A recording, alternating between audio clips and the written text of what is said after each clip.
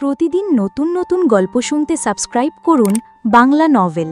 আমাদের চ্যানেলে প্রতিদিন নতুন নতুন প্রেম ও সাসপেন্সমূলক গল্প আপলোড দেওয়া হয়। প্রণয়ের চোখ থেকে যেন আগুন ঝরছে। কটমট করে তাকিয়ে আছে গুনগুনের দিকে, দাঁত কিরমির করে বলল, মারলে কেন? গুনগুনও রুক্ষ কণ্ঠে বলল, সিগারেট ছুঁড়ে মারলেন কেন? গতকাল তো খুব বড় বড় ডায়লগ ছাড়লেন, আপনি নাকি মেয়েদের খুব সম্মান করেন। একটা কথা ভালো মতো বলে দিচ্ছি, আমাকে অন্য সব মেয়েদের মতন আলা ভোলা ভীতু ভাববেন না। একদম বকাটেদের কিভাবে যোগ্য জবাব দিতে হয় সেটা আমার খুব ভালো করেই জানা আছে।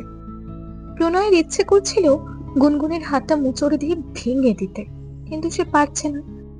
মেয়েদের গায়ে হাত তোলার অভ্যাস তো তার নেই, এছাড়া এমনিও সে মারামারিও পছন্দ করে না।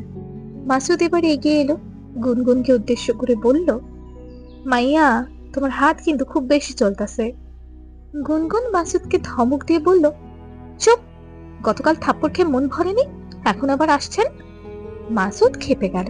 প্রণয়কে আজকে গুনগুনকে বলল, এখনই আমার চোখের সামনে থেকে চলে যাও। আপনার চোখের সামনে বসে থাকার ইচ্ছেও নেই আমার, শুধু সাবধান করে দিচ্ছে আমার পিছু ছাড়েন। প্রণয় কিছুই বলল না। গুনগুন চলে যাওয়ার পর দোকান থেকে সিগারেট নিয়ে খেতে লাগলো। রাস্তায় আজও বেশ মানুষজন ছিল, সবাই দেখেছে। কেউ মুখে কিছু না বললেও গুনগুনের সাহস দেখে বারংবার শুধু অবাক হচ্ছে এবং এটাও ভাবছে যে না জানি গুনগুনের কপালে কোন দুর্ভোগ আছে। রাতে শিশিরকে পরিয়ে 3 তলায় নিজের ফ্ল্যাটে যেতেই ওসমান গনির সাথে দেখা হলো গুনগুনের। গুনগুনের বাবা তিনি। কথা কম বলা, স্বল্পভাষী, রুক্ষ স্বভাবের মানুষ, প্রায় সময় রেগেই থাকেন। তার সব রাগ গুনগুনের ওপরে। আজও মনে হচ্ছে রেগে আছে।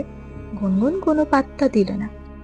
সে নিজের রুমে চলেই যাচ্ছিল, তখন ওসমান গনি বললেন, দাঁড়া। গুনগুন দাঁড়ালো, পাল্টা কিছু জিজ্ঞেস করলো না। তিনি নিজে থেকেই বললেন, কি শুরু করেছিস তুই? কি করেছি? কি করেছিস সেটা তুই খুব ভালো করে জানিস। নতুন এলাকায় আসতে না আসতেই ঝামেলা বাঁধিয়ে দিয়েছিস। তুই কি আমাকে কোথাও শান্তিতে একটু থাকতে দিবি না? গুনগুন নিশ্চুপ।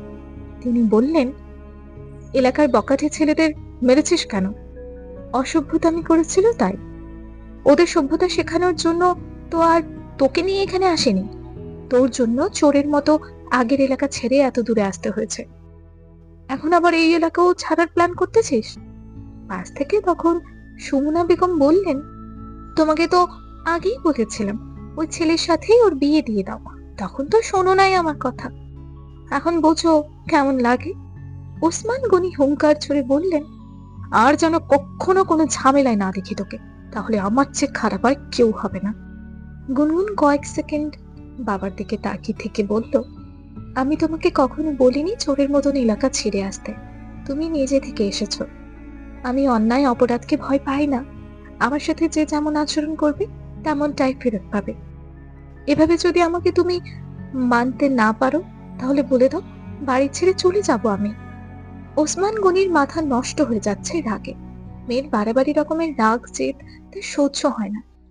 মাঝে মাঝে সত্যি ইচ্ছে হয় বাড়ি থেকে বের করে দিতে, কিন্তু পারেন না অদৃশ্য কোনো কারণে। অফিস থেকে বাড়ি ফেরার পথে চায়ের দোকানদারে তাকে ডেকে গতকাল এবং আজকের ঘটনাটি জানিয়ে সাবধান করেছেন এবং গুনগুনকেও সাবধান করতে বলেছেন। কিন্তু গুনগুন যেরকম তেজি, ওকে দমিয়ে রাখাও তো এত সহজ নয়। কে আটকাবে ওকে? মাসুদ শরীর তুলিয়ে খিলখিল করে হাসছে, সাথে হাসছে বাকি বন্ধুরাও। একমাত্র প্রণয়ই রাগ করে বসে আছে, রাগে এখনো তার হাত পা কাঁপছে। মাসুদ হাসতে হাসতে বলল, এখন কেমন রাগ করছিস? গতকাল আমার কেমন লাগছিল বুঝেছিস এবার? শুধু তো গুনগুন মারিনি, তুইও মেরেছিস আমাকে, ডাবল থাপ্পড় খেয়েছি। গুনগুনের উচিত ছিল তোকে আরো একটা থাপ্পড় দেওয়া। প্রণয় অগ্নি দৃষ্টিতে তাকাতেই মাসুদ হাসি আটকানোর চেষ্টা করলো। পরক্ষণেই আবার হা হা করে হাসি শুরু করলো। হাসতে হাসতে বলল, মাইয়াটার হাত পুরো ট্রেনের গতিতে চলে রে। প্রণয় এবার খেপে গিয়ে বলল, আর একটা কথা বলে লাথি মেরে ঘর থেকে বের করে দেবো, সামনে থেকে দূর হয় এখন। আমার লগে এমন করস কেন? তোর গুনগুনি তো মারছে তোরে। থাক, রাগ করিস না। যাবি তুই? সবগুলো বের হ এখন ঘর থেকে। রুম থেকে বের হতে হতে মাসুদ বলল, থাপ্পড়ের টেস্ট কেমন আসিল রে দোস্ত? প্রণয় এবার পায়ে জুতা খুলে ছুঁড়ে মারলো মাসুদের দিকে। মাসুদ দৌড়ে সরে গেল তখন। আবার একটু পরেই মাসুদ উকি দিল রুমে। গুটি গুটি পায়ে এগিয়ে প্রণয়ের পাশে বসলো। কণ্ঠস্বর যথাসম্ভব নিচু করে জিজ্ঞেস করলো, মেজাজ কি বেশি খারাপ?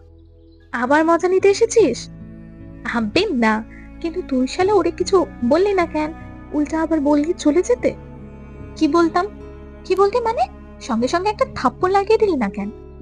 আমার মা ছোটবেলায় শিখিয়েছিল, মেয়েদের গায়ে হাত তুলতে হয় না। কাপুরুষরা মেয়েদের গায়ে হাত তোলে, ওদের শাসন করতে চায়, নিজের আধিপত্য জাহির করতে চায়। মাসুদ পাকা হাসি দিয়ে বলল, শাআল্লাহ, এই নীতিবাক্য মাইন্না চললে হইব? ওই মাইয়া তো একবার আইসা জিগাইলো না কিছু, ভালো মন্দ না জিগাইয়াই দাম করে থাপ্পড় দিয়া দিল। তুই তো আর ইচ্ছা করে সিগারেট সুইটা মানুষ নাই। এসব তো তোদের জন্যই হচ্ছে। গতকালের ঘটনার জন্য আজকে এই ঘটনা ঘটলো। ও তো ভাবছে আমি ইচ্ছা করে কাজটা করছি। ওরে শালা, সব দোষ এখন মাসুদ ঘোষ? যেখানে যাই হোক দোষ এসে পড়ে আমার ঘাড়ে। দোষ তো তোর আছেই। ওই বেটা, আমার লগে এত না গাছ যাইয়া যা, ওরে গিয়ে দুইটা থাপ্পড় দিয়ায়, মাথা মন দুইটাই ঠান্ডা হইব। প্রণয় নাকের পাতা ফুলিয়ে বলল, মারার হইলে তখনই মারতাম, সমস্যা নাই। আমার গায়ে হাত তুলেছে না, এর প্রতিশোধ নেব আমি অন্যভাবে। প্রণয়ের এখনো চেনে নাইনি। মাসুদ শ্লেষাত্মক কণ্ঠে বলল, হা, কিন্তু আমি ওই মাইয়াটি চিনছি। ছোট ঝাঁঝওয়ালা মরিচগুলো আছে না, একদম ওই মরিচ। মুখে সে হাত বেশি চলে, ধারে কাছে গেলেই দুম দাম খালি মার, ঝাঁঝ আর ঝাঁঝ। প্রণয় বিরক্ত হয়ে বলল, এই যা তো মাসুদ, সর এখান থেকে। হ ভাই, পারো তো খালি এখন আমার লগে। তোমার গুনগুনরে তো আর কিছুই করতে পারবা না। তুই যাবি?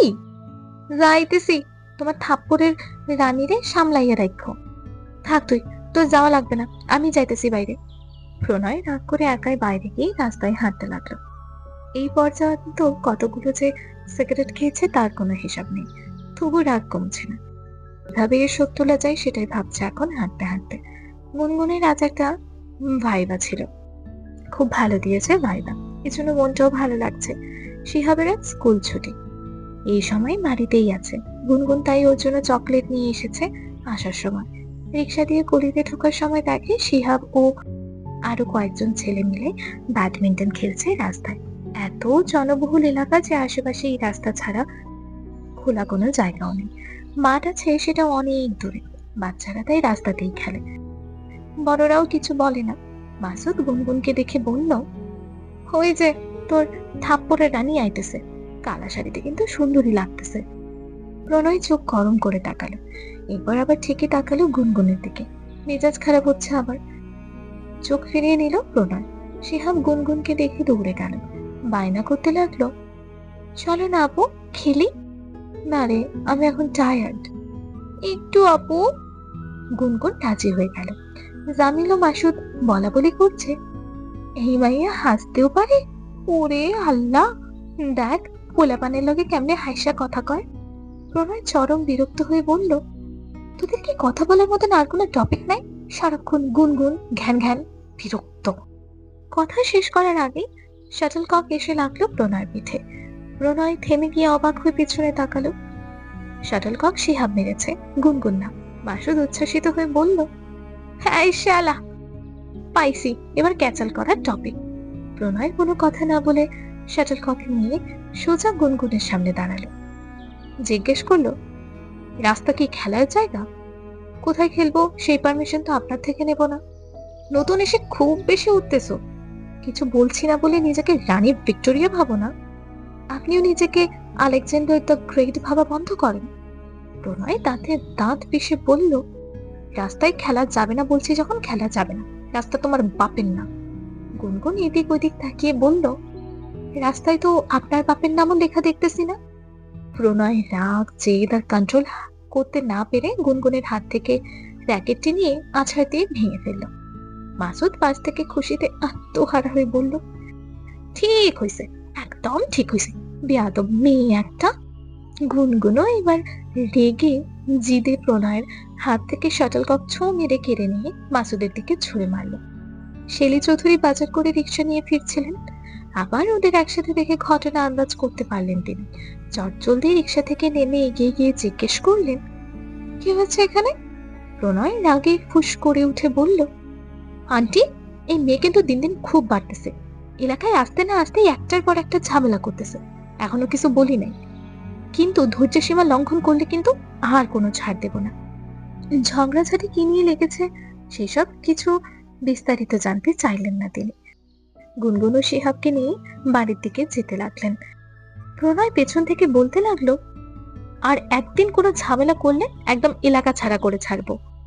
গুনগুন জবাব দেওয়ার জন্য দাঁড়াতে চাইলে শেলী চৌধুরী এবার ধমক দিয়ে বললেন, চুপচাপ আমার সাথে চলো, আর একটাও কথা বলবে না। প্রণয়ের রাগ কিছু কমলেও সবটা কমেনি। সে জড়ো হওয়া লোকেদের ধমক দিয়ে বলল, আই মিয়া, দাঁড়িয়ে দাঁড়িয়ে কি দেখছেন আপনারা? তামাশা দেখেন, যান এখান থেকে। সবাই চলে যাওয়ার পর ভিড় কমল। মাসুদ চোখ মুখ কুচকে বলল, এই মারকুটে মেয়েটা খালি আমারে মারে কেন? পাইছে কি আমারে? আমার শরীর কি সরকারি নাকি বুঝলাম না।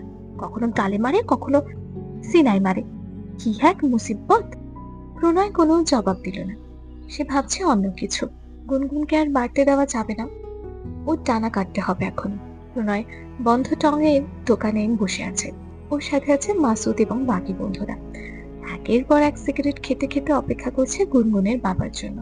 একসময় বিরক্ত হয়ে প্রণয় বলল, এবারে কি কাজ করে রে, এখন আসে না কেন?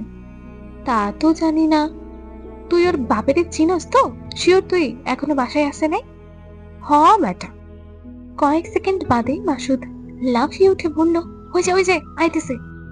ওসমান গনি কাছাকাছি আসতেই সবাই সামনে গিয়ে পথরোধ করে দাঁড়ালো। প্রণয় নাক মুখ দিয়ে সিগারেটের ধোঁয়া বের করে বলল, গুনগুন আপনার মেয়ে? ওসমান গনি ভ্রুকুচকে পাল্টে জিজ্ঞেস করলেন, তোমরা কারা? যা জিজ্ঞেস করছে উত্তর দেন, বাড়তি কথা পছন্দ না একদম। ওসমান গনি কিছুটা দমে গিয়ে বললেন, হ্যাঁ, গুনগুন আমার মেয়ে। কি হচ্ছে? আপনার মাইয়া খুব বার বাড়ছে। এত তেজ কিন্তু ভালা না। কখন তুইল্লা নিয়ে গুম কইরা দিয়ে টের পাইবেন না। প্রণয় মাসুদকে থামিয়ে বলল, যদি এলাকায় থাকার ইচ্ছা থাকে তাহলে আপনার মেয়েকে বলবেন ভালো মতো চলতে। আসার পর থেকে বেয়াদবি করে যাচ্ছে, আমাদের সঙ্গে পাঙ্গা নিচ্ছে। মেয়ে মানুষ হতে হয় নরম কোমল, এত তেজ অহংকার ভালো না। আমার আবার ধৈর্য কম। যদি একবার মাথা গরম হয়ে যায় তাহলে ভুলে যাব সামনে কোনো মেয়ে দাঁড়িয়ে আছে নাকি কোনো ছেলে। আজকে আপনাকে একা ডেকে বলতেছি কথাগুলো। এরপর যদি আবার বাড়াবাড়ি করে তাইলে আপনার মেয়ের মান সম্মান নিয়ে টান তো দিবই, সাথে আপনারও। আপনার একটা ছোট ছেলেও তো আছে না? কেমন হয় যদি আগে ওরেই গুম করে ফেলি? ওসমান গনি ঠান্ডার মধ্যেও ঘামতে লাগলেন। প্রতিবার তাকে এসব সমস্যার মুখোমুখি হতে হয়। আগের এলাকাতেও তিনি গুনগুনের জন্য অনেক ঝামেলায় পড়েছিলেন, যদিও সেসব ঝামেলার কারণ ভিন্ন ছিল। কিন্তু এই ছেলেগুলো অন্যরকম সাংঘাতিক। ফাঁকা বুলি ছাড়ার মতন ছেলে মনে হচ্ছে না। তিনি ঠিক কি জবাব দিলে ওদের মন ভরবে সেটাও তিনি জানেন না। প্রণয় সিগারেটটি মাটিতে ফেলে পা দিয়ে পিষে বলল, কথাগুলো মাথায় রাখেন। ওসমান গনি রাগে কাঁপতে কাঁপতে বাড়িতে ঢুকলেন। নিজের রুমে না গিয়ে সোজা গুনগুনের রুমে চলে গেলেন। গুনগুন নেক্সট প্রেজেন্টেশন স্লাইড বানাচ্ছিল।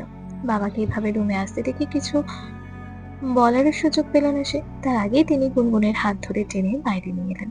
ফ্ল্যাটের দরজা খুলে বললেন, তোকে নিয়ে এত যন্ত্রণা আর আমি সহ্য করতে পারছি না। প্রতিদিন ভালো লাগে না আর এত অশান্তি।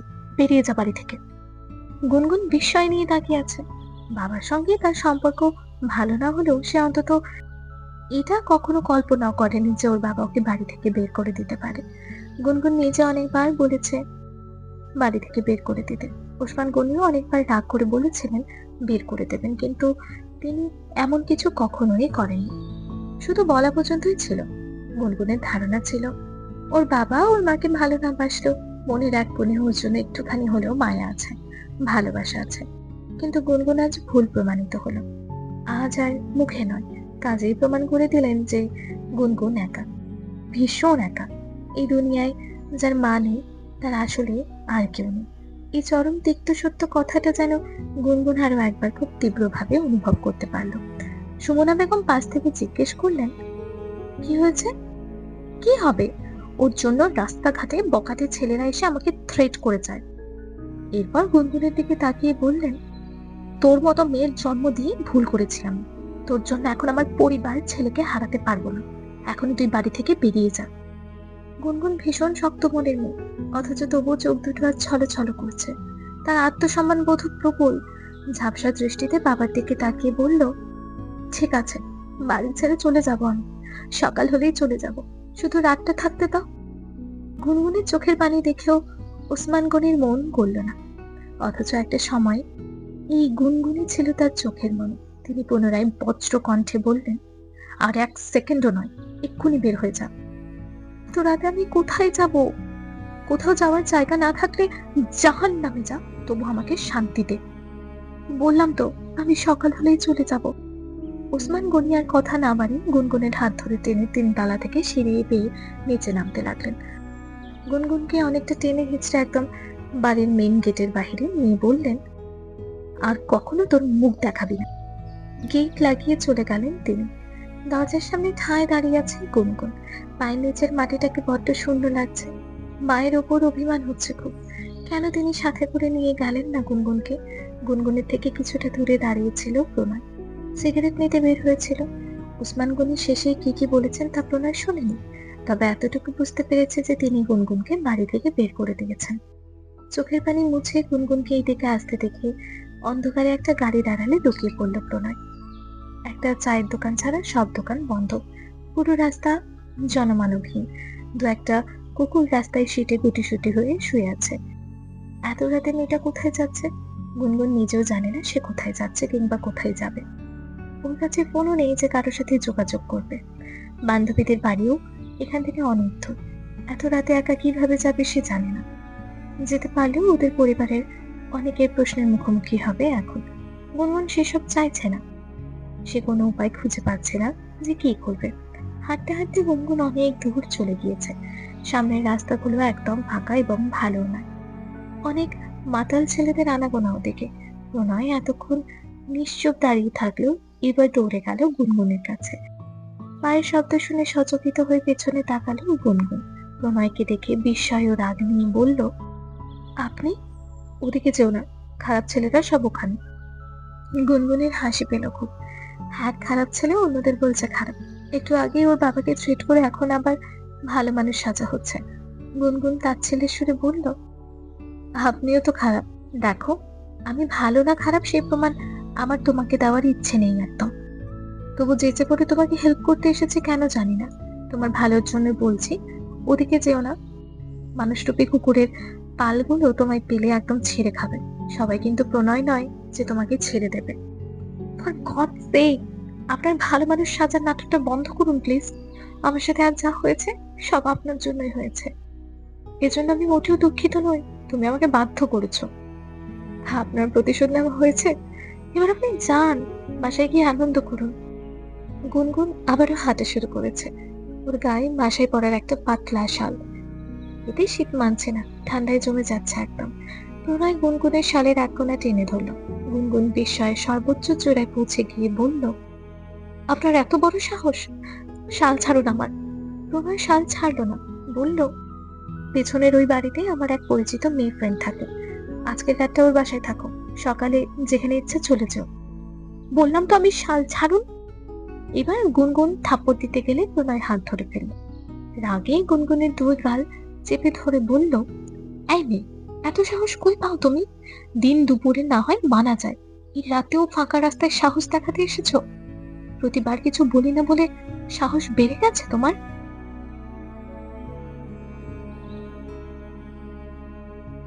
ভিডিওটি এই পর্যন্ত দেখার জন্য অনেক অনেক ধন্যবাদ। আজকের পর্বটি ভালো লাগলে লাইক দিয়ে একটি সুন্দর কমেন্ট করে যাবেন। আপনাদের সাপোর্ট পেলে নতুন নতুন গল্প দিতে খুব ভালো লাগে।